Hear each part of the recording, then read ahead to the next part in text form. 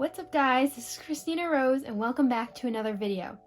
Today I'm going to be showing you 10 iPad customization tricks that you should definitely try out.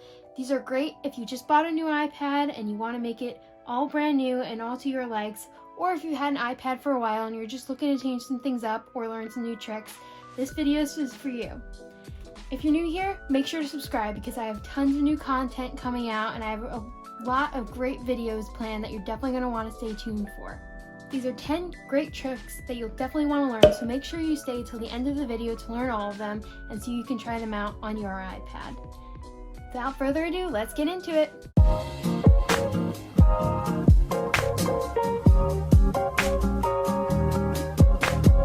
Okay, my first trick to customizing your iPad to your style is creating a brand new wallpaper.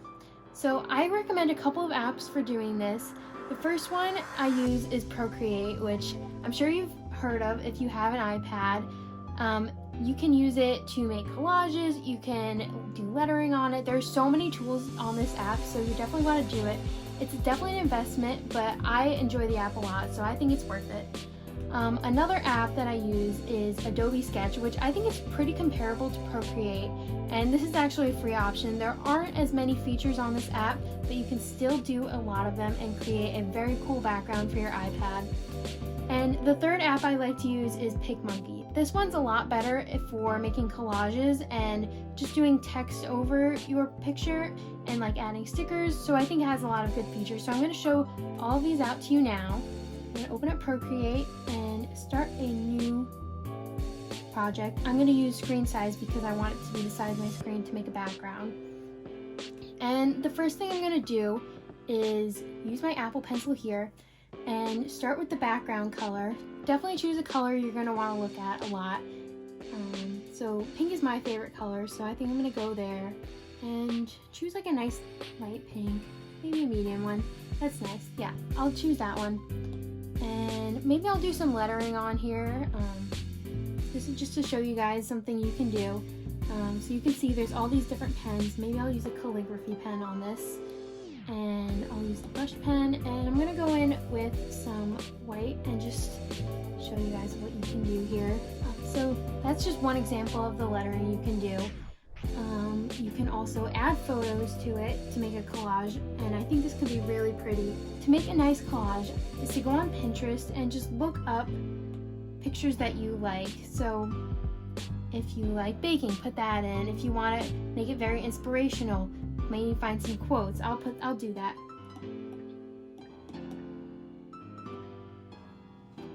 And just find things that reflect you. Save the pictures. Let's just save this one for now. And you're going to click these three dots here and download the image. Then go back into the app and insert a photo.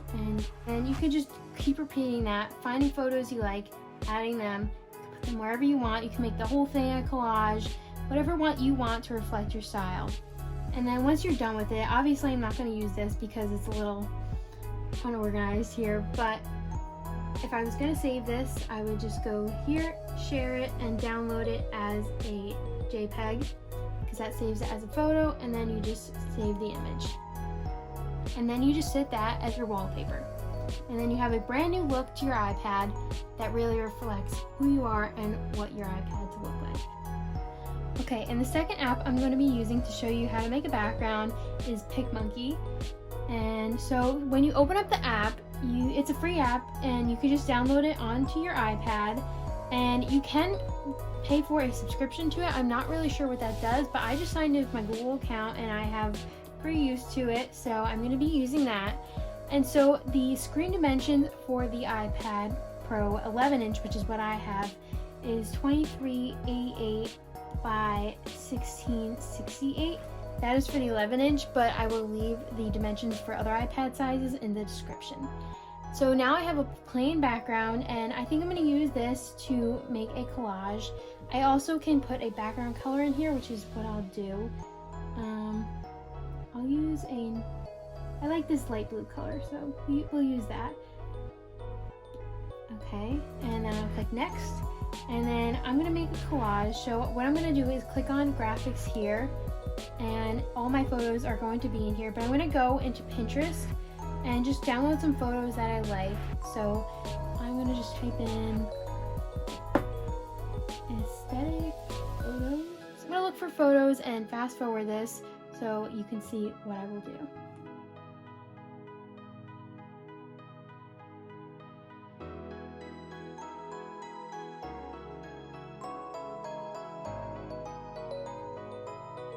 Okay, so now I have all of my photos that I'm going to use.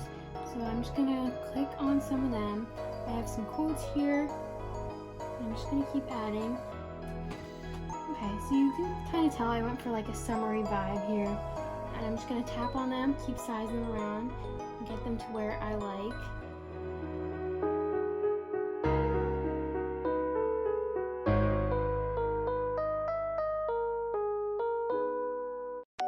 Okay, so I have it how I like, and I'm just going to save it here and save it to my camera roll, and there it is.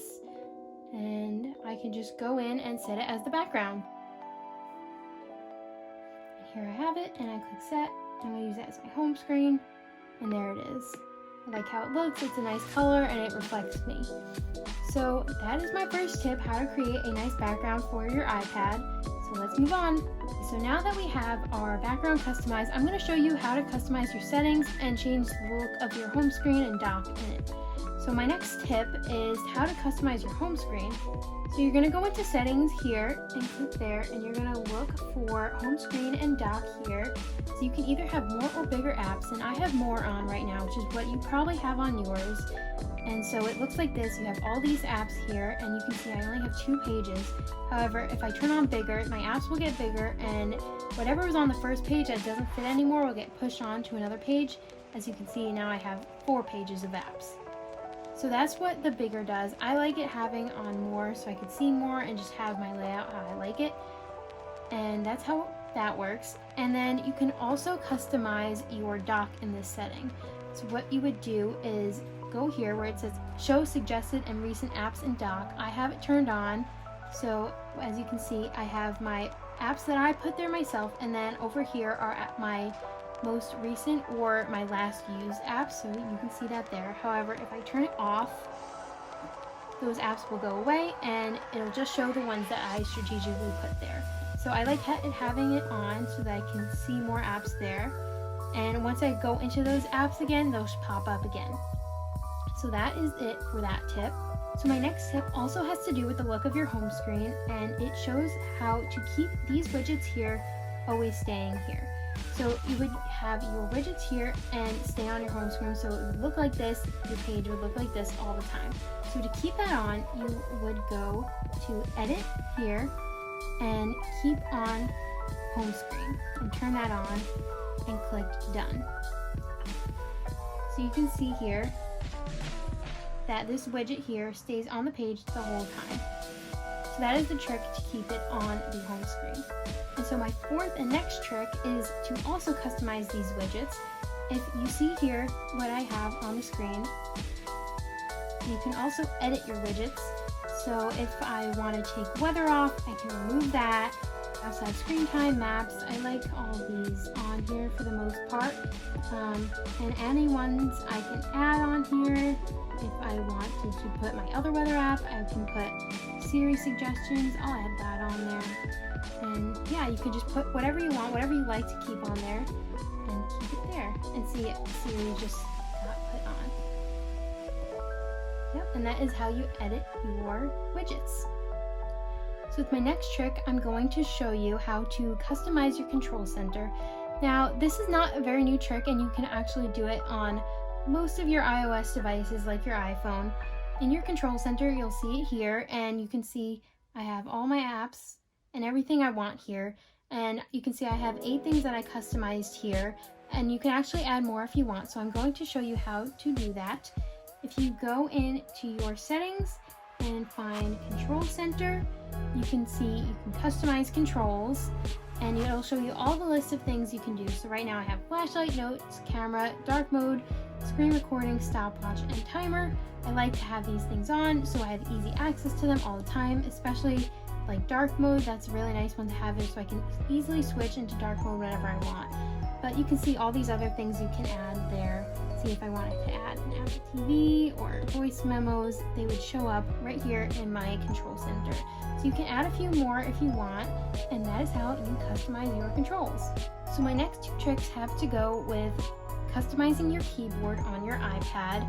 And so the first one I'm going to show you is how to customize the look and the function of it. So how you're going to do this is go into settings and click on general, then go down to keyboard, and you can see here the different ways you can customize it, but the way I'm going to show you right now is this here, enable keyboard flicks. I have it on right now, and I like to have that on because if you go here, you can see in the keyboard that I have my letters, but in a little grayed out, I have my numbers in the background.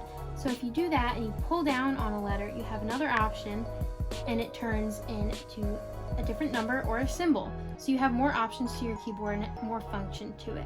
And I like to have that on. But if you don't like that, you can turn it off, and you just go here, turn it off, and then your keyboard is just your letters. And that's all you have on here, and your other functions will be in here like normal. But I like to keep that on, so I'll do that. My next trick for the keyboard is to put more fonts onto it. So what you're going to need for this is to download an app. I have this one here.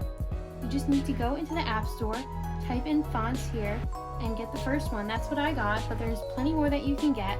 So I have this one here. I'm just going to click open, and these are the steps to putting it onto your keyboard. And I'm going to follow the steps, go to settings, keyboards, add new keyboard, and click fonts. So now that is on there, I will show you how to use it. And you can see here, all the different fonts are here, and you can click on them. That's a typewriter one. You outline, there's so many different ones.